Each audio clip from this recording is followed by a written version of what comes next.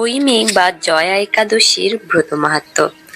মাঘী শুক্ল পক্ষিয়া জয়া একাদশী ব্রত মাহাত্ম্য ভবিষ্যত্তর পুরাণে যুধিষ্ঠির শ্রীকৃষ্ণ সংবাদ রূপে বর্ণিত আছে।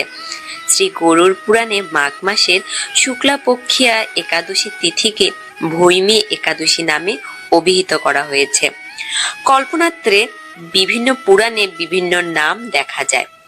পদ্মপুরাণে অনুসারে জ্যৈষ্ঠ মাসের শুক্লপক্ষিয়া একাদশীর নামে পাণ্ডবা নির্জলা বা ভীমসেনী বা ভৈমী একাদশী।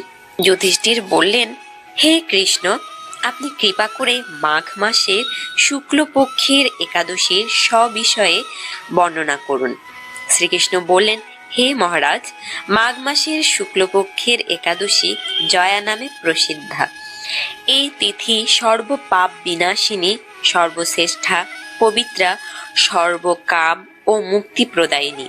এই ব্রতের ফলে মানুষ কখনো প্রেতত্ব প্রাপ্তি হয় না। এই একাদশী নিম্নরূপ উপাখ্যান শোনা যায়। এক সময় স্বর্গলোকে ইন্দ্র রাজত্ব করেছিলেন। সেখানে অন্য দেবতারাও বেশ সুখী ছিলেন। তারা পারিজাত পুষ্প শোভিত নন্দন কাননে অপ্সরাদের সাথে বিহার করতেন। একদিন 50 কোটি অপ্সরা নায়ক দেবরাজ ইন্দ্র স্বেচ্ছায় আনন্দ ভরে তাদের নৃত্য করতে বললেন। নৃত্যের সাথে গন্ধর্বগণ গান করতে লাগলেন।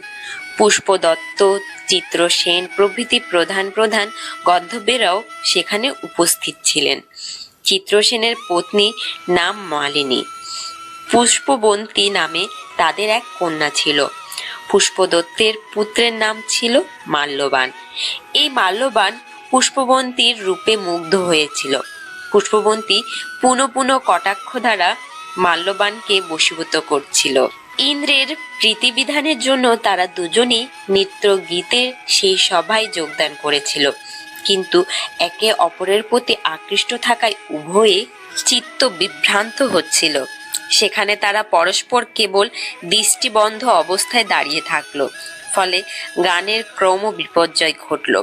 তাদের এইরকম তাল মান ভাব ভঙ্গি দেখে তারা যে পরস্পরের কামাসক্ত হয়েছে, দেবরাজ ইন্দ্র তা বুঝতে পারলেন। তখন ক্রোধবশে তিনি তাদের অভিশাপ দিলেন। বললেন, রে মূঢ়, তোমরা আমার আজ্ঞা লঙ্ঘন করেছ। তোমাদের ধিক। এখনই তোমরা পিশাচযোনি লাভ করে মর্তলোকে নিজ দুষ্কর্মের ফল ভোগ করো। ইন্দ্রের অভিশাপে তারা দুজন দুঃখিত মনে হিমালয় পর্বতে বিচরণ করছিলেন। পিশাচত্ব প্রাপ্ত হওয়ায় তারা অত্যন্ত দুঃখ ভোগ করতে লাগলো। হিমালয়ের প্রচণ্ড শীতে কাতর হয়ে নিজেদের পূর্ব পরিচয় বিস্মৃত হলো। এভাবে অতি কষ্টে সেখানে দিন যাপন করতে লাগলো। একদিন পিশাচ নিজ পত্নী পিশাচিকে বলল, সামান্য মাত্র পাপ করিনি, নরক যন্ত্রণার মতো পিশাচত্ব প্রাপ্ত হয়েছি। অতএব এখন থেকে আর কখনোই কোনো পাপকর্ম করব না। এইভাবে চিন্তা করে তারা সেই পর্বতে মৃতপ্রায় বাস করতে লাগলো। মাল্যবান ও পুষ্পবন্তীর পূর্ব কোনো পুণ্যবশত সেই সময় মাঘী শুক্লপক্ষিয়া জয়া একাদশী তিথি উপস্থিত হলো।